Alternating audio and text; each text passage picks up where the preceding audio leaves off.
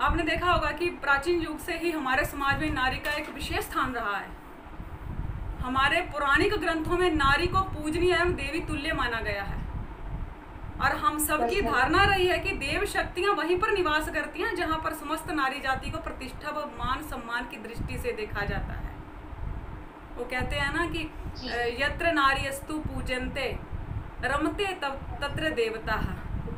जहाँ जहाँ नारी का सम्मान होता है, उनका आदर किया जाता है, वहाँ वहाँ दैविक शक्तियों का निवास होता है, देवताओं का निवास होता है।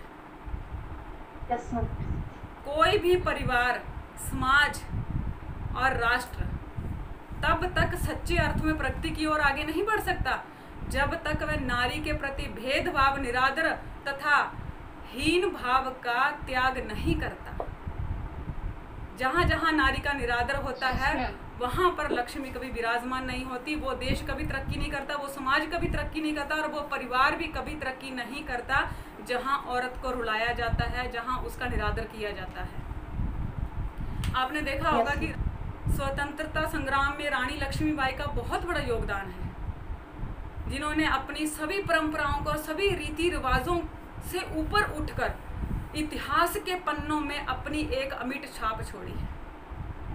रानी लक्ष्मीबाई से प्रभावित होकर हमारे इंडिया की बहुत सारी वुमेन ऐसी हैं जिन्होंने अपना परचम लहराया है, जैसे कि किरण बेदी हैं, first women officer of Indian police service Kiran Bedi. Mrs Pratibha Patil, first women president of India. Mrs Indira Gandhi, first women prime minister of India. Saina Nehwal, first women badminton player of India. Anandibai Gopal Joshi, India first female doctor. ऐसे बहुत सारे नाम हैं इतिहास में, अभी लेटेस्ट में, जिन्होंने अपनी एक अलग छाप छोड़ी है हमारे इतिहास के पन्नों में। जहां नारी को कहा जाता था कि ये कुछ नहीं कर सकती, ये घर के दायरे में रहे तो ही अच्छा है, घूंघट में रहे तो ही अच्छा है, तो वहाँ इन नारियों ने अपना एक अलग स्थान बनाया, एक अलग जगह बनाई है। आज नारी चूल्हे से लेके चांद तक पहुंच गई है। जिस नारी को कहा जाता था ना कि तू खाना बनाने के लायक है, तू सिर्फ खाना ही बना सकती है, आज वो नारी चांद तक पहुंच गई है। कल्पना चावला। आंकड़े दर्शाते हैं कि प्रति वर्ष कुल परीक्षार्थियों में से 50% महिलाएं डॉक्टरी की परीक्षा पास करती हैं। और आज़ादी के बाद 12 महिलाएं विभिन्न राज्यों की मुख्यमंत्री बन चुकी हैं। भारत के सॉफ्टवेयर कंपनी में 21% हिस्सेदारी महिलाओं की है। आज वहाँ वो वर्क कर रही हैं, वो काम कर रही है। बैंकिंग सेक्टर है, जैसे फाइनेंस में है, बहुत सारी जगहों पे लेडीज़ हैं। वर्षों पहले जहाँ महिलाओं को वहाँ पर होने की कल्पना भी नहीं की जा सकती थी कि महिला यहाँ पे पहुँच सकती है, महिलाएं वहाँ पहुँच चुकी हैं और उन सब क्षेत्रों में सफल भी हो चुकी हैं। जहाँ कहा जाता था कि महिलाएं यहाँ नहीं पहुँच सकती, वो कुछ नहीं कर सकती, वहाँ पे महिलाएं पहुँच गई हैं। और नारी का इतिहास आप जानते ही हैं कि नारी इतिहास के पन्नों को अगर हम पलटते हैं तो नारी का इतिहास पहले से ही संघर्ष भरा रहा है, लेकिन फिर भी हर कठिनाई का सामना इसने डट कर किया है। चाहे वह बाल विवाह हो, चाहे वो सती प्रथा हो, चाहे वो विधवा प्रथा हो, आज नारी धीरे धीरे सशक्त हो रही है। नारी डॉक्टर बन रही है, राजनीति में हिस्सा ले रही है, रेलवे में नारी है, बिजली विभाग में नारी है, शिक्षा विभाग में नारी है। जहाँ तक दुनिया के हर क्षेत्र में नारी ने अपने पैर मजबूत कर लिए हैं, लेकिन वहाँ पर नारी को कुछ ही % हिस्सेदारी मिली है। और मैं सल्यूट करती हूँ नेटवर्क इंडस्ट्री को, ड्यूसॉफ्ट को, जिसने नारी को अपने पैरों पर खड़ा होने के 100% चांस दिए हैं। पुरुषों के साथ नारी को खड़ा किया है, किसी में कोई भेदभाव नहीं किया कि यहाँ पे आदमी ही काम कर सकते हैं, नारी नहीं कर सकती। कोई भेदभाव नहीं है, बराबर के अधिकार दिए हैं सबको, सबके साथ एक जैसा व्यवहार किया जाता है, सबकी बराबर की इज्जत की जाती है और आगे बढ़ने के 100% चांस दिए जाते हैं। एक वक्त था जब नारी को बस घर के काम काज सौंप दिए जाते थे और उनको एक सीमित दायरे तक ही रखा जाता था, लेकिन नेटवर्क मार्केटिंग के आने से नारी का दायरा असीमित हो रहा है। वह अपने खुद के साथ साथ परिवार को पालने पोसने का जिम्मा उठा रही है।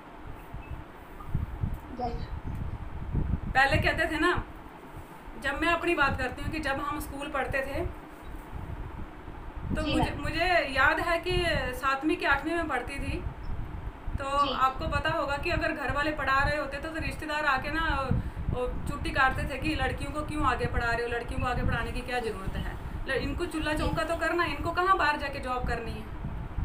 तो उस टाइम मेरे पापा कहते थे, मेरे पापा की आज से 25 साल पहले ये सोच थी कि नहीं, अगर लड़कियों को पढ़ाया गया तो वो हमारे साथ साथ अपने आगे वाले परिवार की भी मदद कर सकती है, अपने आने वाले जनरेशन की हेल्प कर सकती है, उन्हें पढ़ा सकती है, ट्यूशन के लिए बाहर नहीं जाना पड़ता बच्चों को।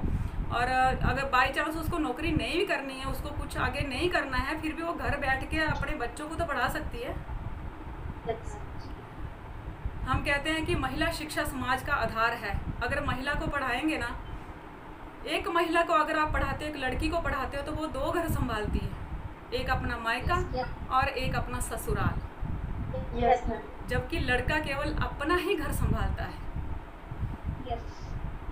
महिला माता के रूप में बच्चे की पहली टीचर बनती है। जब बच्चा स्कूल जाने लगता है तो माँ अगर पढ़ी लिखी होती है तो उसको बेसिक नॉलेज जो होता है वो माँ ही देती है घर से। अगर माँ पढ़ी लिखी नहीं है तो बच्चे को पहली क्लास से ही उनको ट्यूशन तलाश करना पड़ेगी, उनके लिए ट्यूशन भेजना पड़ेगा। अगर माँ पढ़ी लिखी है तो घर पे बैठ के बच्चों को पढ़ा सकती है, उसकी पहली टीचर उसकी माँ होती है। और महिला शिक्षा का स्पष्ट लाभ परिवार, समाज एवं संपूर्ण राष्ट्र को होता है, कि परिवार को भी उसका लाभ होता है, समाज को भी होता है और राष्ट्र को भी होता है। इसलिए तो कहते हैं कि महिला शिक्षा समाज का आधार है। महिला को पढ़ाएंगे तो उसमें बहुत फायदा है। आपने देखा होगा कि आदमी जो पढ़ा लिखा होता है ना, आदमी जो पढ़ा लिखा होता है वो उसकी पढ़ाई एक ही बिजनेस में काम आती है। वो जिस बिजनेस को कर रहा है, अगर वो जॉब कर रहा है तो उसमें उसकी पढ़ाई का इस्तेमाल हो रहा है, अगर वो बिजनेस कर रहा है तो उसमें उसकी पढ़ाई का इस्तेमाल हो रहा है। पर अगर एक लड़की पढ़ती है तो वो अपनी पढ़ाई को कहाँ कहाँ लगाती है। अगर आप मान लो कि वो हाउस वाइफ ही, अगर वो घर पे ही काम करती है, घर ही संभाल रही है, तो घर में भी जब हम किचन में जाते हैं तो नई नई डिशेज बनाते हैं। अगर उसको पढ़ना लिखना आता है तो वो एक अच्छी रेसिपी बुक लाके उसमें अच्छी अच्छी रेसिपी ढूंढ के पढ़ के कम से कम अच्छी अच्छी रेसिपी बना के खिला तो सकती है ना सबको, अगर उसको पढ़ना आता है। यस हमारे देखो आपने देखा होगा कि हमारे माननीय प्रधानमंत्री का भी एक ही नारा है कि बेटी पढ़ाओ बेटी बचाओ। अगर महिला का आधार नहीं होती महिला शिक्षा तो प्रधानमंत्री ऐसा क्यों बोलते हैं? उन्हें क्या पड़ी है, उन्हें क्या पड़ी है? फिर भी उन्होंने एक नारा लगाया कि बेटी पढ़ाओ और बेटी बचाओ। आदमी कहते हैं ना कि आदमी जब कमाने लगता है ना, आदमी जब कमाता है तो वो जब उसके पास धन इकट्ठा हो जाता है तो वो अपने कमाए हुए पैसों से ईंट पत्थर का एक मकान तैयार करता है। जो आदमी बनाता है वो मकान होता है, पर उस मकान को सजा के संवार के जो उसको तैयार करती है, उस मकान को घर बनाती है, उसको एक महल के रूप में तब्दील कर देती है, वो एक नारी ही होती है। नारी के अंदर इतनी शक्ति है कि वो आदमी के बनाए हुए मकान को एक घर में तब्दील कर देती है, एक महल में तब्दील कर देती है। जैसा कि आप सब जानते हैं कि हमारे सिस्टम में बहुत सारी लड़कियां काम करती हैं। कई बार पता क्या होता है, जब लड़कियां काम करने लगती हैं तो उनको कई लड़कियों को ऐसा लगता है कि जो नेटवर्क मार्केटिंग में हमने ज्वाइनिंग तो ले ली है पर इसमें अच्छा काम लड़के ही कर सकते हैं, लड़कियां नहीं कर सकती। उनको ऐसा लगता है कि अच्छी ट्रेनिंग लड़के और आदमी ही दे सकते हैं, हम अच्छी ट्रेनिंग नहीं दे सकते, हम अच्छे ट्रेनर नहीं हो सकते। उनको ऐसे अपने आप में लगता है, पर उनकी ये सोच गलत है। ये सोच अपने दिमाग में से हटा देना, क्योंकि आज हमारे सिस्टम में लड़कियां काम करती हैं, वो होस्टिंग भी करती हैं, वो प्लान भी करती हैं, वो फॉलोअप भी करती हैं और प्रतिदिन स्टेज परफॉर्मेंस भी उनकी बढ़ रही है, उनकी पर्सनैलिटी डेवलप हो रही है, वो उनकी वो बोलने की वो क्षमता वो सही हो रही। जो लड़कियां घर में ऐसे ना वो दबाव में रहती हैं, बोलती नहीं है हमेशा। कई बार ऐसा होता है कि घर में लड़की को ज़्यादा बोलने नहीं दिया जाता, किसी किसी घर में ऐसा होता है। आज भी होता है, आज के ज़माने में भी, कि लड़कियों को बोलते तू चुप रह, तेरे को कुछ पता नहीं, तू चुप रह, तेरे को कुछ पता नहीं, उनको बोलने नहीं दिया जाता। पर ये हमारा जो प्लेटफॉर्म है ड्यूसॉफ्ट का, जहाँ पे लड़कियों को बोलने का मौका दिया जाता है, और हमारी टीम में इतनी अच्छी अच्छी लड़कियाँ हैं, जैसे कि अंजू तमेश्वर हैं, जिन्होंने अभी होस्टिंग की। अंजू तमेश्वर बहुत अच्छी स्पीकर है हमारी टीम में। राखी पवार है, नुसरत बानो है, और फिर हमारी ब्यूटीफुल लेडी मिसेस सुनीता अत्री जी हैं। आपने उनकी स्पीच सुनी होगी, कितना अच्छा बोलती हैं। और हमारी रिस्पेक्टेड साधना भाभी जी, वो भी तो एक हाउसवाइफ ही हैं, वो भी अपने हस्बैंड के साथ साथ वो भी काम कर रही हैं, वो भी ड्यूसॉफ्ट के प्लेटफॉर्म पे हैं, वो भी स्पीच देती हैं, वो भी एक बहुत अच्छी वक्ता भी हैं, श्रोता भी हैं, और एक बहुत अच्छी वो माँ भी हैं, पत्नी भी हैं, बहू भी हैं। हर एक चीज को वो संभालते हुए इंडस्ट्री के साथ जुड़ी हुई है। क्या वो एक औरत नहीं है? और अंडमान निकोबार से आशा राव हैं, जो इतना अच्छा वर्क कर रही हैं ड्यूसॉफ्ट में। तो ये सोच अपने मन में से निकाल देना कि लड़कियां कुछ नहीं कर सकती लड़कों के मुकाबले। लड़कियां लड़कों के मुकाबले बहुत ही अच्छा परफॉर्मेंस करती हैं, क्योंकि मैंने ये सब देखा है। हमारी टीम में 70% लड़कियां हैं। अगर वो कुछ नहीं कर रही होती तो वो 70% कैसे होती? तो उन्होंने अपने आप को प्रूफ किया कि हम कर सकते हैं। इस सिस्टम की वजह से उनका केवल आर्थिक विकास ही नहीं बल्कि व्यक्तिगत विकास भी हो रहा है। कि कोई बोले कि ड्यूसॉफ्ट में ज्वाइनिंग लेने के बाद हम सिर्फ पैसे ही कमा रहे हैं, वो नहीं है। सिर्फ पैसे ही नहीं कमा रहे, हमारा व्यक्तिगत विकास भी हो रहा है। हम कितना कुछ सीख रहे हैं। ये सिस्टम हमें अपने पैरों पर खड़ा होने की शक्ति देता है। ये सिस्टम हमें सिखाता है कि हमें अपने पैरों पर किस तरह से खड़ा होना है, हमें अपने आप को किस तरह से प्रूव करना है कि हम बहुत अच्छा काम कर सकते हैं।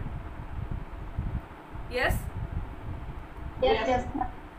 आपको पता होगा कि जो मादा जिराफ होती है ना, जानवरों में मादा जिराफ, जब वो एक बच्चे को जन्म देती है तो 8 फीट की ऊंचाई से उसका बच्चा नीचे जमीन पे गिरता है।